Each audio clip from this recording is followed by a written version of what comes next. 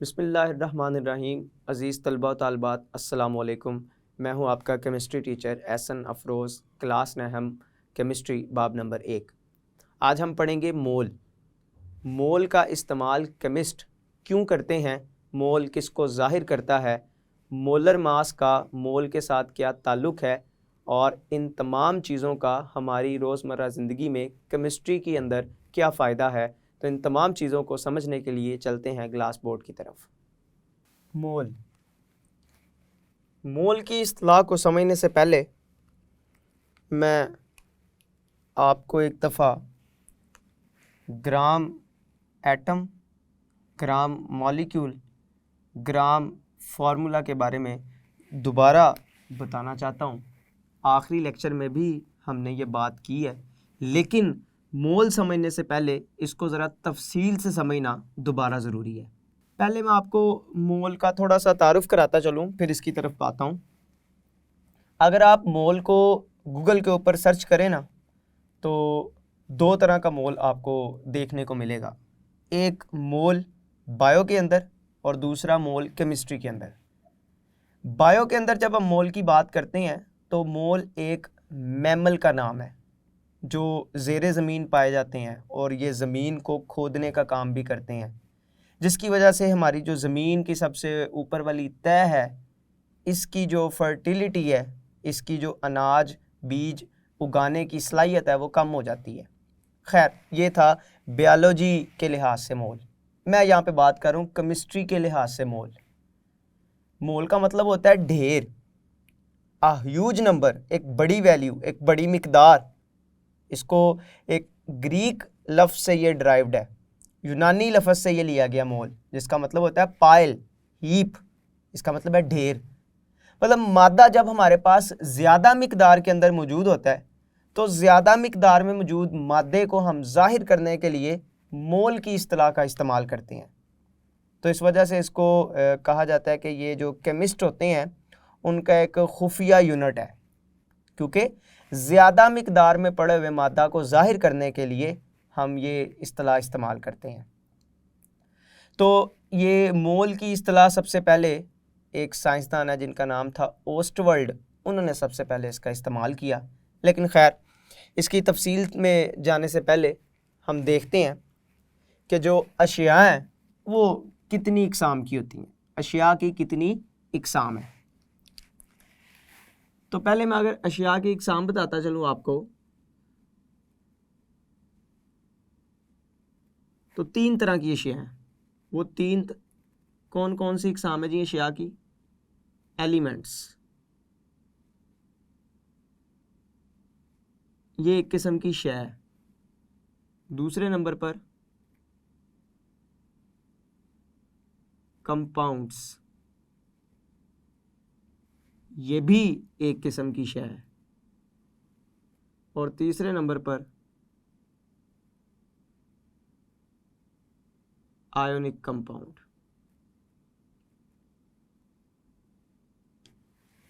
ये भी एक किस्म की शय है। तो एलिमेंट्स, कंपाउंड्स, आयनिक कंपाउंड्स, तीनों ही अशिया कहलाती हैं। ये मुख्तलिफ़ किस्म की अशिया हैं, मुख्तलिफ पार्टिकल्स के मिलने से बनती हैं। कौन कौन से पार्टिकल्स के मिलने से बनती हैं, उनकी तरफ चलने से पहले मैं ज़रा तीनों की मिसालें आपके सामने रखता चलूँ। एलिमेंट्स, जब मैं लिखता हूँ ना हाइड्रोजन, तो ये एक एलिमेंट है। मैं लिखता हूँ नाइट्रोजन, ये भी एक एलिमेंट है। मैं कहता हूँ ऑक्सीजन, तो ये भी एक एलिमेंट है। अगर मैं कहता हूँ सोडियम, तो ये भी एक एलिमेंट है। और बेशुमार एलिमेंट्स की मिसालें मौजूद हैं। जब मैं कंपाउंड की बात करता हूँ तो मैं लिखता हूँ पानी, ये कंपाउंड है। सल्फ्यूरिक एसिड, ये एक कंपाउंड है। मैं इसके अलावा लिखता हूँ कार्बन डाइऑक्साइड, ये भी एक कंपाउंड है। मैं लिखता हूँ ग्लूकोज, तो ये भी एक कंपाउंड है। ये मुख्तलिफ कंपाउंड्स की मिसालें हैं। अगर मैं आयनिक कंपाउंड की बात करूं तो मैं लिखता हूं सोडियम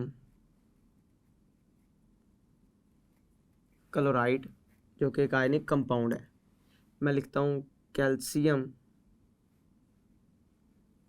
कार्बोनेट जो कि एक आयनिक कंपाउंड है, और कॉपर सल्फेट लिखा जा सकता है। ये मुख्तलिफ आयनिक कंपाउंड्स की मिसालें हैं। अब अगर मैं बात करूं कि ये जो एलिमेंट्स हैं इनका जो सबसे छोटा ज़र्रा है, जो सबसे छोटा यूनिट है, जो सबसे छोटा पार्टिकल है, इन एलिमेंट्स का सबसे छोटा पार्टिकल, तो एलिमेंट का सबसे छोटा पार्टिकल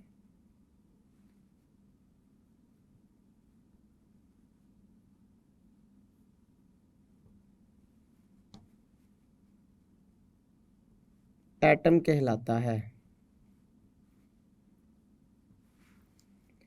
एलिमेंट के सबसे छोटे पार्टिकल को क्या कहते हैं? एटम। जबकि किसी मुरक्कब से मुराद है कंपाउंड, मुरक्कब के सबसे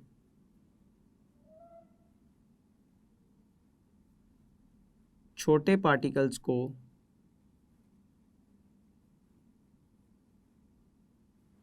मॉलिक्यूल्स कहते हैं।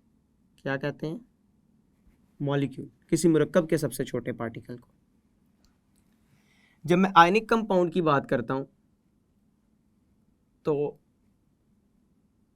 आयनिक कंपाउंड के सबसे छोटे पार्टिकल को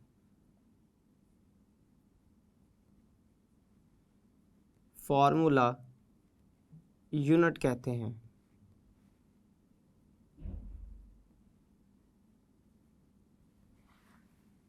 तीनों बातें आपने याद रखनी है। अशिया तीन तरह की हैं, एलिमेंट्स, कंपाउंड्स और आयनिक कंपाउंड। मैंने मिसालों से वाज़िया किया। फिर मैंने बताया एलिमेंट के सबसे छोटे पार्टिकल एटम्स कहलाते हैं, कंपाउंड के सबसे छोटे पार्टिकल मॉलिक्यूल्स कहलाते हैं, और आयोनिक कंपाउंड के सबसे छोटे पार्टिकल्स फार्मूला यूनिट्स कहलाते हैं। अब एलिमेंट के मास को, एलिमेंट्स के मासेस को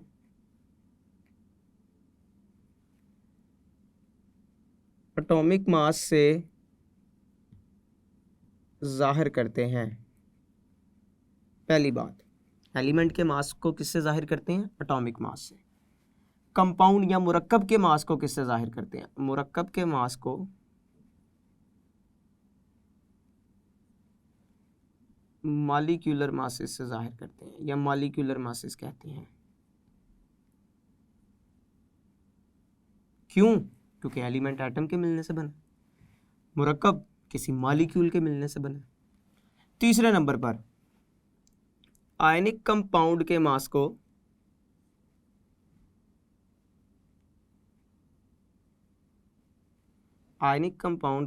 को फार्मूला मासेस कहते हैं। मिसाल के तौर पर ज़रा तीनों की अगर एक मिसाल लिख लें तो हमें ये बात समझ आ जाएगी आसानी के साथ। मैं लिखता हूँ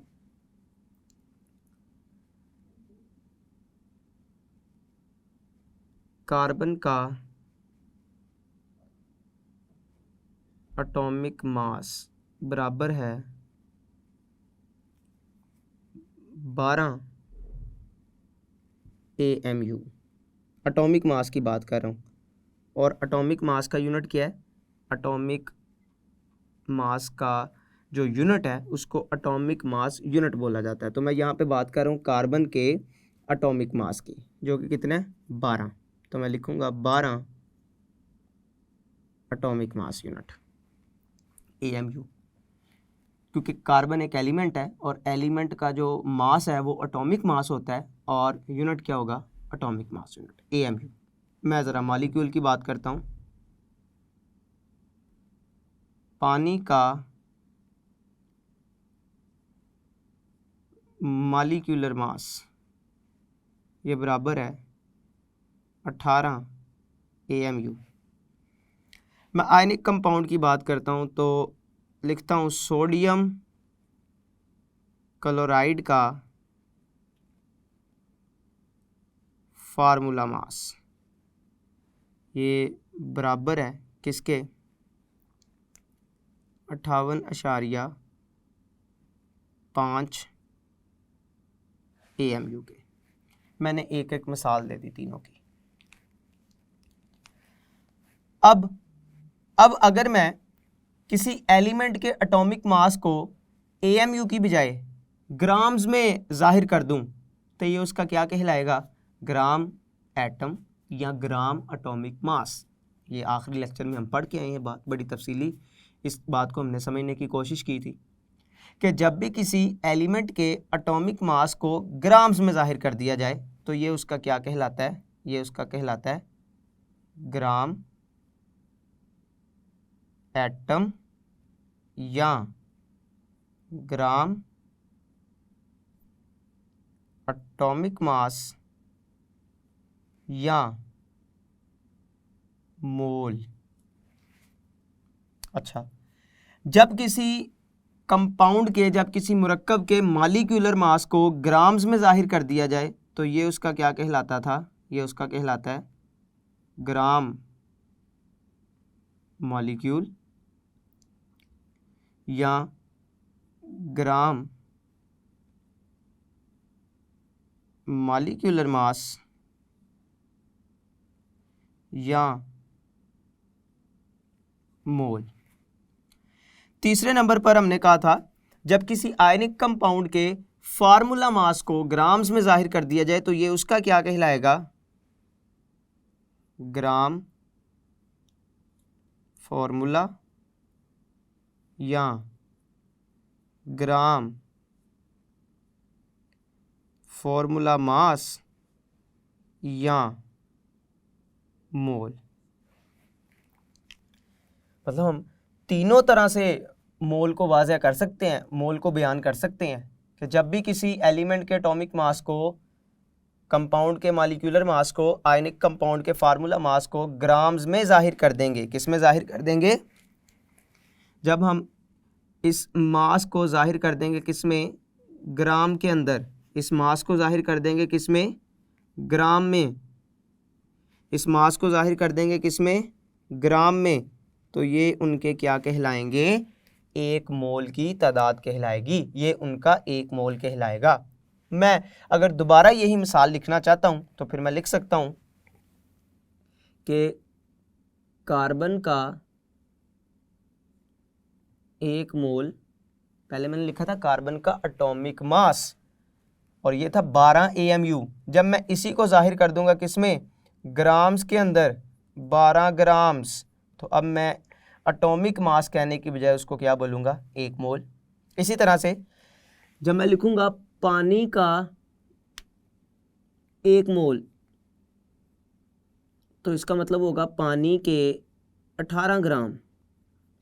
मैंने क्या किया, पानी का जो मॉलिक्यूलर मास था 18 AMU, इसको मैंने जाहिर कर दिया किसमें, ग्राम्स के अंदर। अब यही जो मॉलिक्यूलर मास था, अब ये क्या कहलाएगा, या तो ग्राम मॉलिक्यूल कहलाएगा या ग्राम मॉलिक्यूलर मास कहलाएगा या मोल कहलाएगा। इसी तरह से मैं लिख सकता हूं कि सोडियम क्लोराइड का एक मोल किसके बराबर होगा, 58.5 ग्राम्स के। मतलब मैंने उसी फार्मूला मास को ग्राम्स के अंदर जाहिर कर दिया। तो जब मैं फार्मूला मास को ग्राम्स में जाहिर कर दूंगा तो यही मिकदार उस शय के एक मोल के बराबर होगी। तो आपने देखा कि ये जो ग्राम एटम है, ग्राम मॉलिक्यूल है, ग्राम फार्मूला है, ये असल में मोल्स ही हैं, ये असल में मोल्स हैं। लेकिन फ़र्क तीनों में ये है, हमने मोल की बजाय तीन अलहदा अलहदा इस्तिलाहें इस वजह से इस्तेमाल की हैं क्योंकि ये मोल किसी एलिमेंट का है, ये मोल किसी मॉलिक्यूल का है, ये मोल किसी आयोनिक कंपाउंड का है। क्योंकि हमने कहा था कि हमारे पास जो अशिया हैं वो कितनी तरह की होती हैं, तीन तरह की होती हैं, एलिमेंट्स, कंपाउंड्स या आयोनिक कंपाउंड। तो चूंकि अशिया तीन तरह की है तो उसके लिए तीनों तरह की अशिया के लिए जो हमने मोल की इस्तिलाह का इस्तेमाल किया है वो भी मुख्तलिफ तरह से किया है, ग्राम एटम की शक्ल में, ग्राम मॉलिक्यूल की शक्ल में, ग्राम फार्मूला की शक्ल में। लेकिन तीनों शक्ल में अगर आप देखें ना तो यहाँ पे एक मोल कार्बन के मास को जाहिर कर रहा है, यहाँ पे एक मोल पानी के मास को जाहिर कर रहा है, यहाँ पे एक मोल सोडियम क्लोराइड के मास को जाहिर कर रहा है।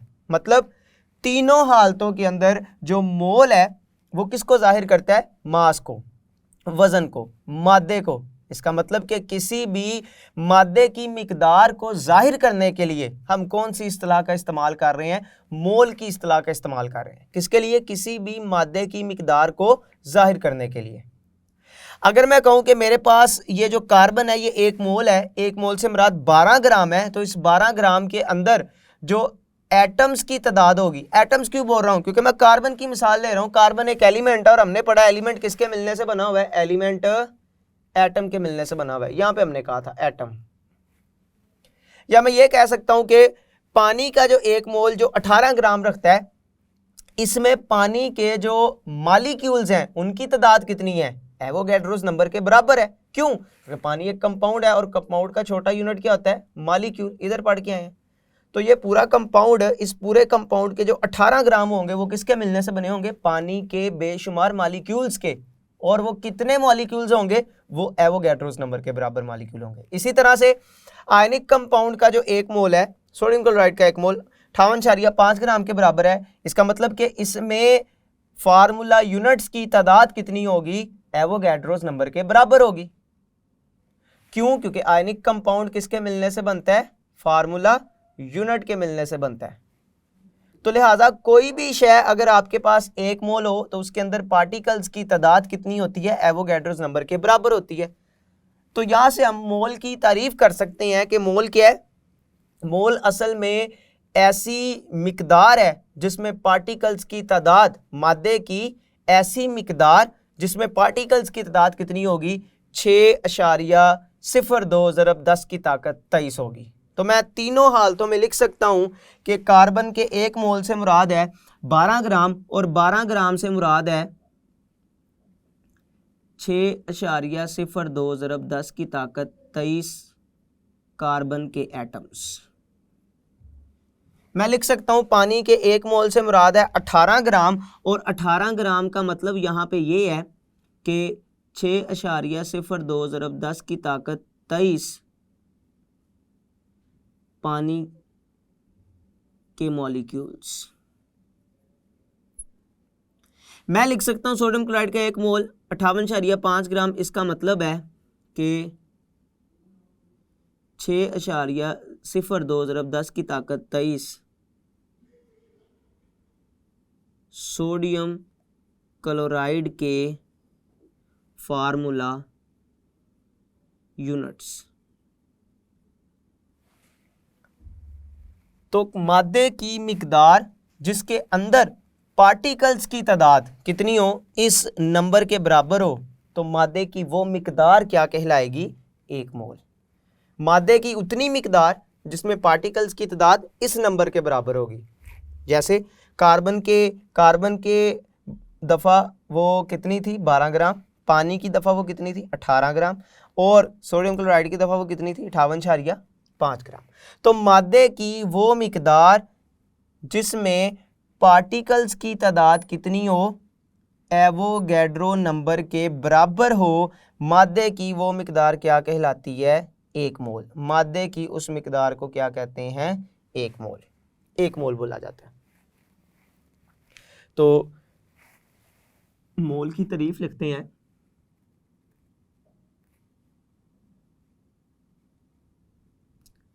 मादे की मिकदार जिसके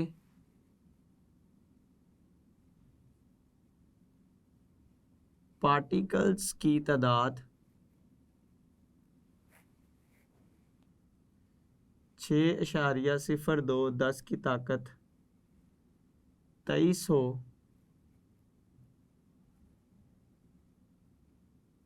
एक मोल कहलाती है। मादे की वो मिकदार जिसमें पाए जाने वाले पार्टिकल्स की तादाद कितनी होगी, 6.02 10 की ताकत 23 होगी। हम इतनी मिकदार वाले मादे को क्या बोलेंगे, एक मोल कहते हैं। मतलब अगर मेरे पास एक ऐसी मशीन है जिसकी मदद से मैं एटम्स का मास मालूम कर सकता हूँ, तो मैंने वो मशीन ली, उसमें मैंने कार्बन का एक एटम रखा, दूसरा रखा, तीसरा रखा, चौथा रखते रखते रखते मैंने उस बैलेंस मशीन के ऊपर जो वेट को, जो वज़न को मालूम कर सकती है, उस मशीन के ऊपर मैंने एक एक करते करते करते कार्बन के इतने एटम्स रख दिए, 6.02 ज़रब 10 की ताकत 23 एटम। और जब मैंने इतने एटम्स का मास देखा उस मशीन के ऊपर, तो मास कितना निकला, 12 ग्राम। तो इस मिकदार को मैंने क्या कह दिया, एक मोल। फिर मैंने क्या किया, मैंने मॉलिक्यूल्स लिए पानी के, एक रखा, दूसरा रखा, तीसरा रखा, मैं रखते रखते पानी के इतने मॉलिक्यूल्स मैंने उस मशीन पर रख दिए। जब मैंने इतने मॉलिक्यूल्स रखे और मैंने उसका वज़न देखा, तो वो वज़न बना 18 ग्राम। इसका मतलब कि पानी के 18 ग्राम, चूँकि इतने मॉलिक्यूल्स के मिलने से बने होते हैं, तो ये साबित हुआ कि पानी के 18 ग्राम से मुराद है पानी का एक मोल। क्योंकि किसी भी शय के एक मोल के अंदर जो पार्टिकल्स की तादाद है वो हमेशा इस नंबर के बराबर होती है। आखिरी लेक्चर में ये बात आप तफसीली समझ कर आए हुए हैं। तो अगर मैं देखूं कि मोल को ज़ाहिर किससे करते हैं, मोल का इज़हार कैसे किया जाता है,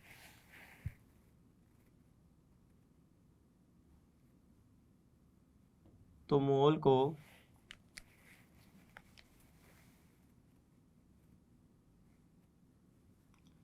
MOL, अंग्रेज़ी हर्फ MOL से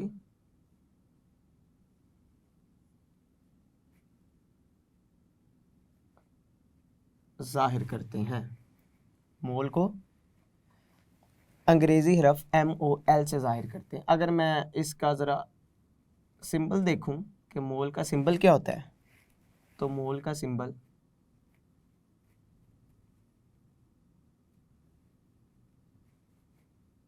N है, छोटा n, छोटे n से मोल को ज़ाहिर किया जाता है। अगर मैं मोल की मिकदारी तारीफ़ करना चाहता हूँ, मिकदारी तारीफ़ मोल की, तो मिकदारी तारीफ़ कुछ इस तरह से भी की जा सकती है। क्योंकि इधर भी मैंने कहा कि जब भी किसी एलिमेंट के एटॉमिक मास को, किसी एलिमेंट के एटॉमिक मास को, कंपाउंड के मॉलिक्यूलर मास को, आयनिक कंपाउंड के फार्मूला मास को किस में ज़ाहिर कर दिया जाए, ग्राम्स के अंदर, तो ये उसका क्या कहलाएगा, एक मोल कहलाएगा। तो मैं इसको कुछ इस तरह से भी इसकी तारीफ़ लिख सकता हूँ।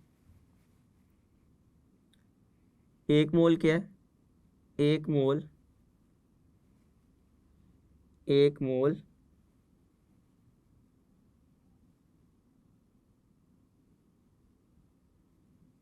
एलिमेंट्स के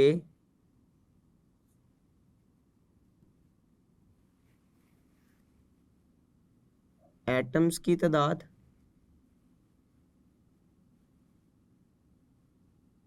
कंपाउंड्स के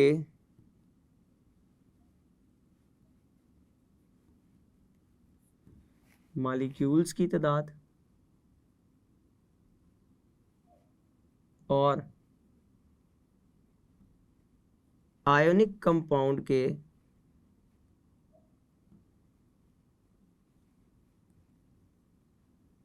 फार्मूला यूनिट्स की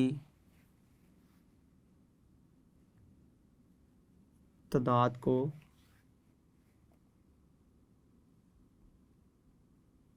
कहते हैं, जो कि 6.02 ज़रब 10 की ताकत 23 होती है। या हम इस तरह से भी लिख सकते हैं, जब भी किसी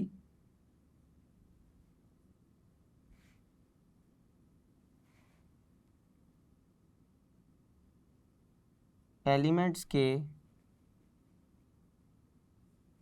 एटॉमिक मास को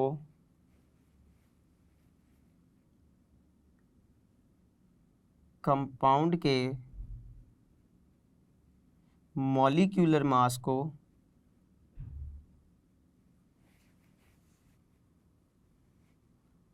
और आयोनिक कंपाउंड के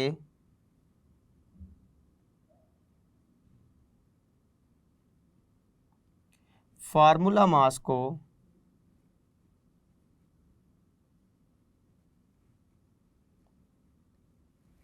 ग्राम्स में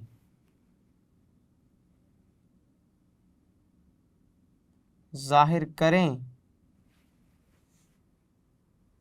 तो ये उसका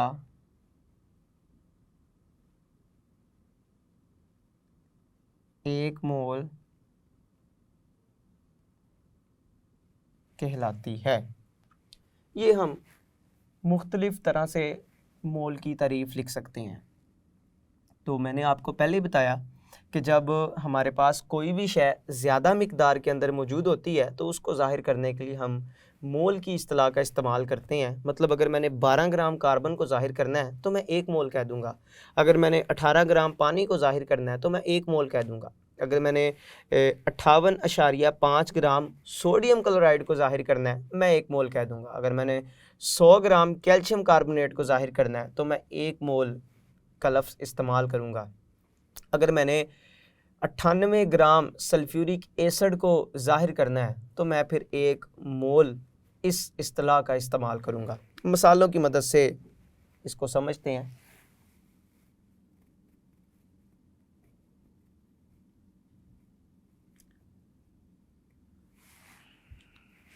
मतलब मैं लिखता हूँ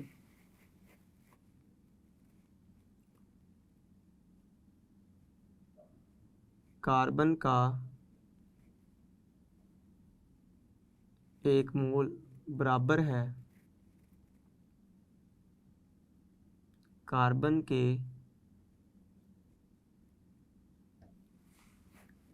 12 ग्राम्स। 1 मोल किसको जाहिर कर रहा है? 12 ग्राम को।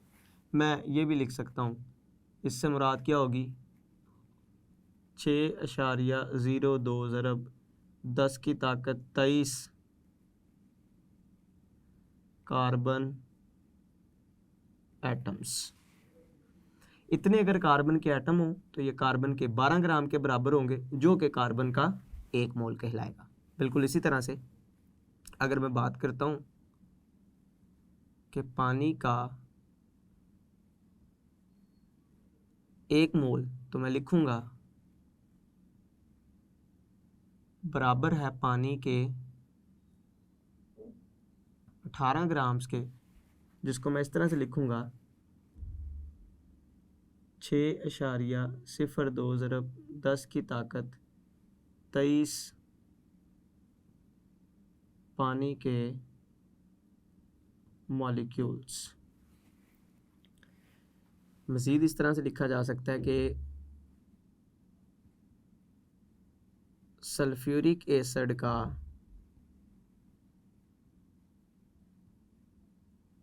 1 मोल बराबर है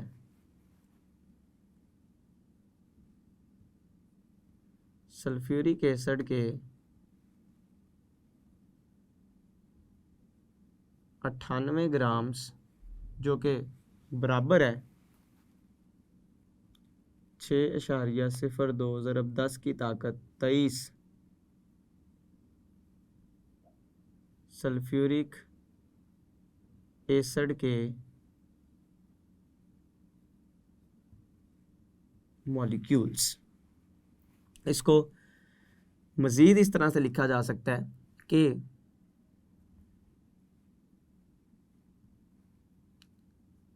सोडियम क्लोराइड का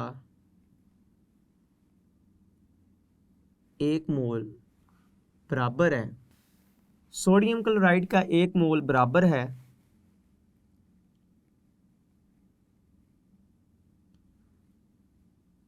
सोडियम क्लोराइड के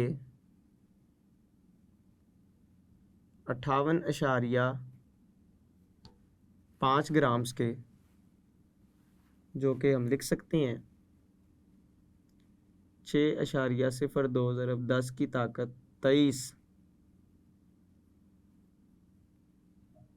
सोडियम क्लोराइड के फार्मूला यूनिट्स के। तो मैंने आपके सामने 4 मिसालें रखी हैं जो 3 तरह की अशिया के लिए हैं। मतलब अगर हमारे पास कोई शय एलिमेंट की शक्ल में है, कोई मॉलिक्यूल की शक्ल में है, या कोई आयनिक कंपाउंड की शक्ल में है, तो तीनों मुख्तलिफ तरह की अशिया के लिए मैंने आपके सामने मोल की वजाहत के लिए मिसालें पेश की हैं।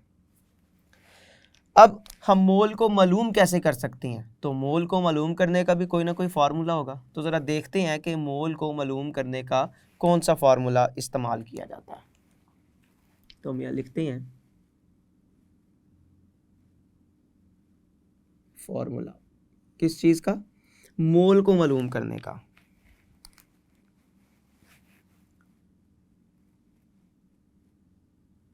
मोल्स की तादाद को मालूम करने के लिए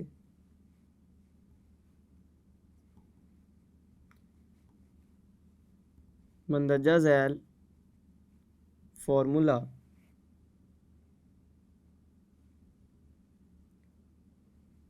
इस्तेमाल किया जाता है। ज़रा देखते हैं कि मोल्स को मालूम करने के लिए हम कौन सा फार्मूला इस्तेमाल करते हैं। हम इस्तेमाल करते हैं मोल्स की तादाद बराबर है शय का दिया गया मास तकसीम इस शय का मोलर मास। अगर हमने किसी भी शय के मोल्स की तादाद को मालूम करना है तो हमें वो शय, उसका जितना मास दिया गया है, हम उसको तकसीम कर देंगे उसी शय के मोलर मास के ऊपर, तो हमारे पास मोल्स की तादाद निकल आएगी। अगर आप इस फार्मूला को गौर से देखें तो इसमें आपको 3 चीज़ें नज़र आ रही हैं। एक आपको नज़र आ रहे हैं मोल्स की तादाद। अगर मैं इन तीनों को इनके सिंबल्स की मदद से ज़ाहिर करना चाहता हूँ तो मोल्स की तादाद मैंने उधर लिखा है कि इसका सिंबल क्या है, एन। किसी भी शय का मास, इसका सिंबल क्या होता है, छोटा एम। और मोलर मास का सिंबल होता है कैपिटल एम। तो ये रिलेशन, इस ताल्लुक़ को इस्तेमाल करते हुए मैं किसी भी शय के मोल्स की तादाद को बआसानी मालूम कर सकता हूँ। इस ताल्लुक़ के अंदर, इस फार्मूले के अंदर 3 चीज़ें हैं।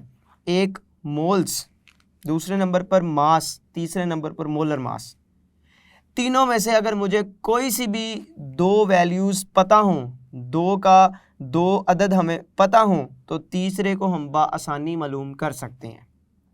मैं इसी फार्मूले को इस्तेमाल करके किसी शय का मास भी मालूम कर सकता हूँ। मैंने कहा 3 में से 2 पता होनी चाहिए। तो अगर तो मुझे मास पता है, मोलर मास पता है, तो मोल्स मालूम कर सकते हैं। अगर मोलर मास और मोल्स पता है तो इसकी मदद से मास को भी मालूम किया जा सकता है। तो मास को मालूम करने के लिए मैं इसी फार्मूले की थोड़ी सी तरतीब में तब्दीली करूँगा तो एक ऐसी शक्ल बन जाएगी इस फार्मूले की जिसको इस्तेमाल करके मैं शय का दिया गया मास भी मालूम कर सकता हूँ। ज़रा देखें कैसे। अगर मैं इसी फार्मूले को थोड़ा सा तरतीब दे दूँ, कैसे तरतीब दूँ, ये जो शय का मोलर मास लिखा हुआ है ये इस फार्मूले की दाईं जानिब है। अगर मैं इसको बाईं जानिब लेकर जाना चाहता हूँ तो मैं यहाँ ये तकसीम हो रहा है, जब बाएं जानिब जाएगा तो रियाजी के असूल के मुताबिक ये बाईं तरफ जाकर मोल्स की तादाद के साथ ज़रब हो जाएगा। तो इधर अकेला क्या बच गया, शय का दिया गया मास, और किसके बराबर आ जाएगा, मोल्स की तादाद ज़रब इसी शय का मोलर मास। तो इसको लिख लेते हैं कि मेरे पास शय का दिया गया मास किसके बराबर आ जाएगा, मोल्स की तादाद ज़रब इसी शय का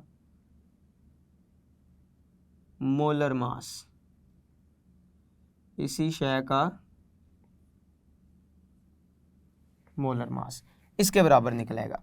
तो इस फार्मूले को, इस ताल्लुक को इस्तेमाल करके हम क्या कर सकते हैं, शय का दिया गया मास मालूम कर सकते हैं, जबकि इस ताल्लुक को इस्तेमाल करके हम क्या कर सकते हैं, किसी शय के अंदर मोल की तादाद को मालूम कर सकते हैं। तो ताल्लुक एक ही है, फार्मूला एक ही है, सिर्फ उसको बनाते दौरान हमने थोड़ी सी तब्दीली की है, कुछ चीज़ें एक तरफ ले गए हैं, कुछ चीज़ें दूसरी तरफ ले गए हैं, तो जिसकी वजह से हम एक ही फार्मूले को दो चीज़ों को मालूम करने में इस्तेमाल कर सकते हैं। मतलब मास को मालूम करने में भी और मोल को मालूम करने में भी।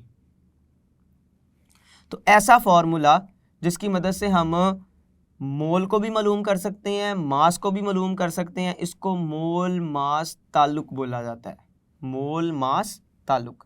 तो ये मोल मास कैलकुलेशन में मोल मास ताल्लुक के अंदर इस फार्मूले को लिखा जाता है और इसकी मदद से मोल्स की तादाद या दिए शय का दिया गया मास भी मालूम किया जा सकता है। इसके साथ साथ अगर आप इस फार्मूले को गौर से देखें ना, तो आपने ये एक नई चीज़ इसमें ये देखी है, मोलर मास, कि मोलर मास क्या है। तो मैं ज़रा आपके सामने मोलर मास की वजाहत करता चलूँ कि मोलर मास कहते किसे हैं। तो मोलर मास क्या होगा, मैं इसकी ज़रा तारीफ़ यहाँ पे लिख दूँ ताकि आपके लिए फार्मूले को मुकम्मल तौर पर समझना आसान हो जाए। मोलर मास, मोलर मोल्स के लिए इस्तेमाल होती है। तो किसी भी शय के एक मोल का जो मास है वो उसका मोलर मास कहलाता है। किसी भी शय के, किसी भी शय के एक मोल का मास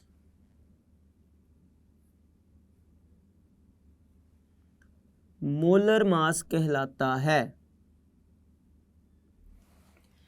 मैं इसी तारीफ को कुछ इस तरह से भी लिख सकता हूं, इसी तारीफ को लिखा जा सकता है, जब भी किसी शय के, जब भी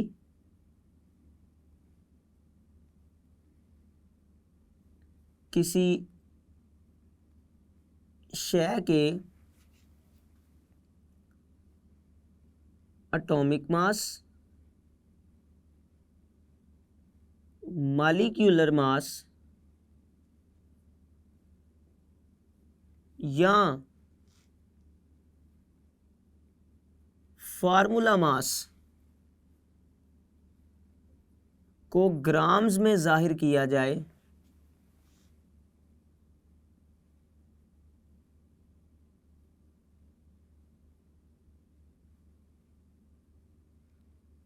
तो ये उसका मोलर मास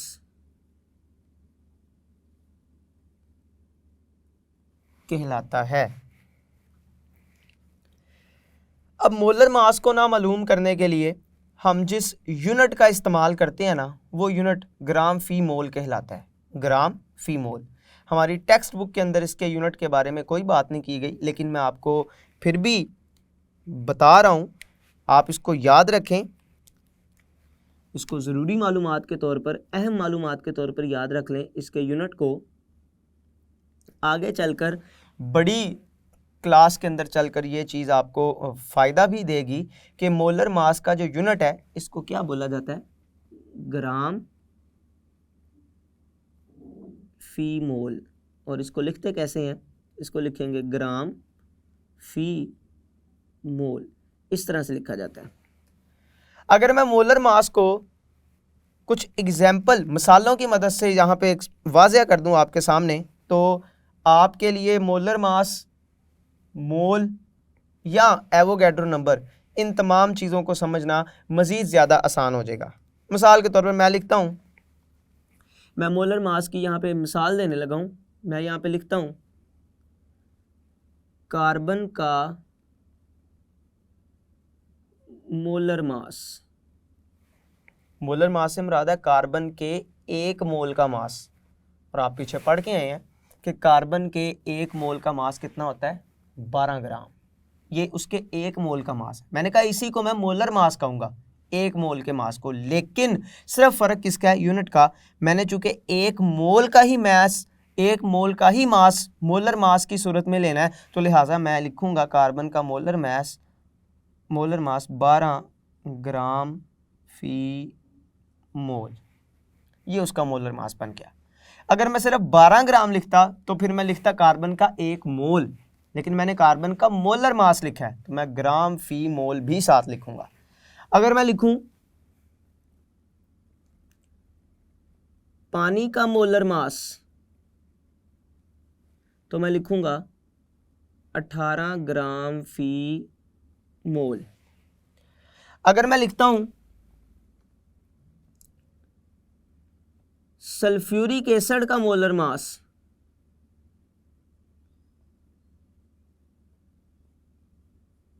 तो फिर मैं लिखूंगा 98 ग्राम फी मोल। अगर मैं लिखता हूं सोडियम क्लोराइड का मोलर मास मतलब 1 मोल का मास, सोडियम क्लोराइड का मोलर मास, तो ये बराबर आ जाएगा 58.5 ग्राम फी मोल। मुख्तलिफ मिसालें मैं इस वजह से दे रहा हूँ क्योंकि मैंने लेक्चर का आगाज़ इस बात से किया था कि हमारे पास जो अशिया हैं वो मुख्तलिफ तरह की होती हैं, एलिमेंट की शक्ल में, कंपाउंड की शक्ल में या आयोनिक कंपाउंड की शक्ल में। चूँकि अशिया मुख्तलिफ हालतों के अंदर पाई जाती हैं जो कि मुख्तलिफ किस्म के पार्टिकल्स के मिलने से बनी होती हैं, लिहाजा इन चीज़ों को एक दूसरे से वाज़ेह रखने के लिए मैंने जब भी मिसाल दी है, चाहे मैंने मोल की मिसाल दी है, चाहे मैंने मोलर मास की मिसाल दी है, मैंने हर तरह की शय के लिए एक एक अलहदा मिसाल दी है ताकि इनको समझना और जहन में रखना आपके लिए आसान हो। अज़ीज़ तलबा तालबात, आज आपने समझा कि अशिया की मुख्तलिफ़ इक़साम कौन कौन सी हैं, उनके सबसे छोटे ज़र्रात कौन कौन से हैं, उनके मासिस को किस तरह से ज़ाहिर किया जाता है, और इस एक पूरे पैटर्न की मदद से आपने तफसीली तौर पर समझा कि मोल क्या है, इसकी मुख्तलिफ़ तारीफ़ें भी आपने पढ़ी, इसको ज़ाहिर कैसे करते हैं, और इसके साथ साथ आपने कुछ मिसालों की मदद से इसको समझने की कोशिश की। मोलर मास का आपने नज़रिया भी यहाँ पे समझा और मोलर मास को समझने के लिए उसकी मिसालों से उसकी वजाहत भी की गई। मैं उम्मीद करता हूँ कि आज का ये तफसीली लेक्चर आपको बखूबी समझ आया होगा, आप इसको अच्छी तरह से याद करेंगे। अल्लाह आपका हामी नासिर है। अस्सलाम वालेकुम।